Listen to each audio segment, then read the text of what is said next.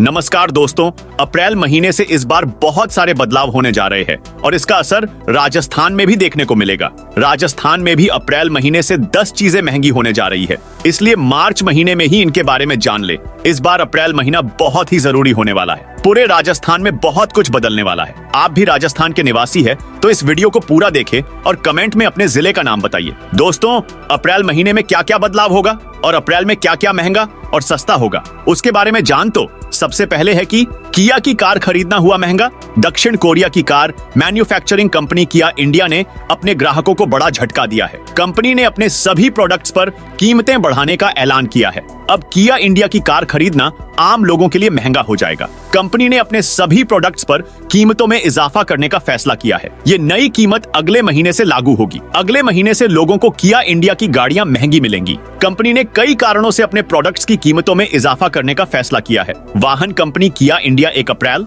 2024 से अपने वाहनों की कीमतों में 3% तक की बढ़ोतरी करेगी। इसके अलावा दोस्तों, पैन को आधार से लिंक करने की अंतिम तारीख, पैन कार्ड को आधार कार्ड से लिंक कराने की अंतिम तारीख 31 मार्च 2024 है। इसके बाद भी यदि कोई नियम फिनालो नहीं करता है तो उसका पैन नंबर रद्द कर दिया जाएगा। इसलिए सभी यूजर्स पैन को आधार से 31 मार्च तक लिंक करा लें। पैन को एक्टिवेट कराने के लिए लेट पेमेंट के तौर पर 1000 रुपये जुर्माना देना होगा।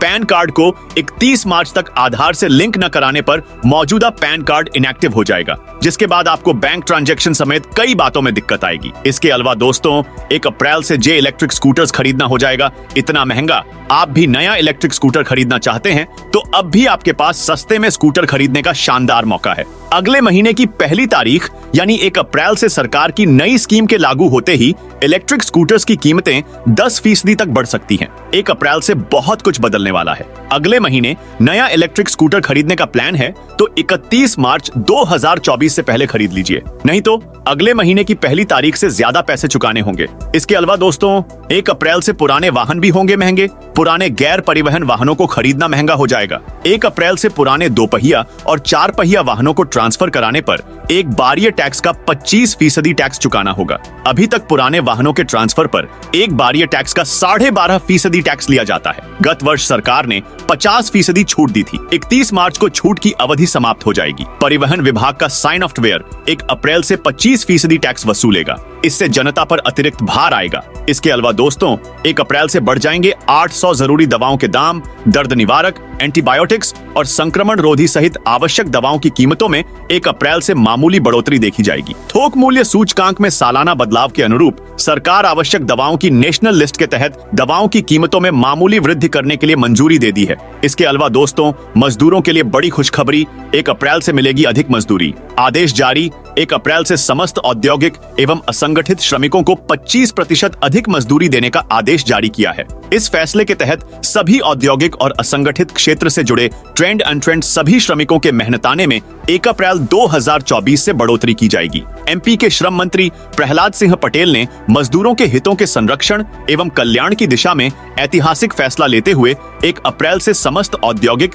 एवं असंगठित श्रमिकों को 25% अधिक मजदूरी देने का आदेश जारी किया है। इस फैसले के तहत सभी औद्योगिक और असंगठित क्षेत्र से जुड़े ट्रेंड अनट्रेंड सभी श्रमिकों के मेहनताने में 1 अप्रैल 2024 से बढ़ोतरी की जाएगी। साल 2014 के पश्चात प्रदेश में पहली बार मजदूरों का वेज रिवीजन किया गया है। श्रमिकों के कल्याण की दिशा में यह निश्चित रूप से एक क्रांतिकारी निर्णय है। इसके अलावा दोस्तों, ओएलए मनी वॉलेट की नई घोषणा। ओएलए मनी ने घोषणा की कि वह 1 अप्रैल 2024 से प्रतिमाह 10,000 रुपये की अधिकतम वॉलेट लॉट सीमा के साथ पूरी तरह से छोटे PPI prepaid payment instrument wallet सेवाओं पर स्विच कर रहा है। कंपनी ने अपने ग्राहकों को एसएमएस भेजकर इस बारे में सूचित किया है। इसके अलावा दोस्तों, आईसीआईसी बैंक का लाउंज एक्सेस। आईसीआईसी बैंक ने कॉम्प्लीमेंट्री एयरपोर्ट के लाउंज एक्सेस के नियम में बदलाव का ऐलान किया है। 1 अप्रैल से शुरू होने वाली तिमाही में ग्राहकों को न्यूनतम 35,000 रुपए खर्च करने होंगे। इसके बाद ही अगले क्वार्टर के लिए एक complimentary airport lounge access unlock होगा।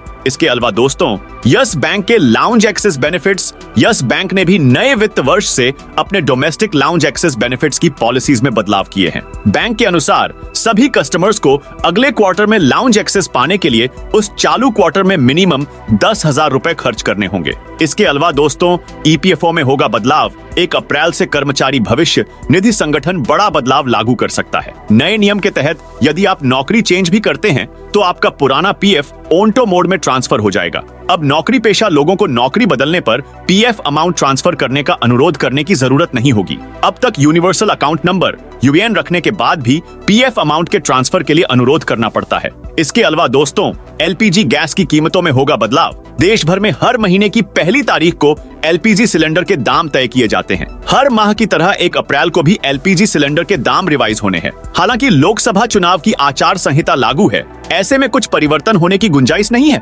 लेकिन इस बार एलपीजी के घरेलू सिलेंडर के दामों में जरूर कटौती देखने को मिल सकती है। बता दें कि हाल ही में पीएम मोदी ने एलपीजी गैस के दाम पर छूट की बात कही थी। इसके अलावा दोस्तों, 1 अप्रैल से इन लोगों की होगी बल्ले बल्ले।